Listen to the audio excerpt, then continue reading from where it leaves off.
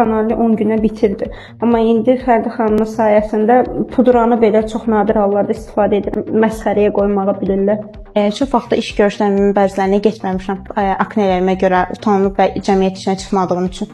Yeni ailə həyat quran zaman qohumların yanına falan gedirdik qonaq. Çox utanırdım. Öz qardaşımın toyunda aknedən çox əziyyət çəkdiyim üçün bu makiyaja etdirmişdim. Aknenin ən aşağı səviyyəyə endirmək üçün. İnsanlar elə bilirdi ki, bu hal bizə çox xoşdur. Heç bir tədbir görmürük. Yəni fikir vermirik, kompleks eləmirik. Zəvq saniyəyə görə akne müalicəsi götürmürsən və ya özünün bu halı motivasiyadan salmır. Qorxunc bir yuxu.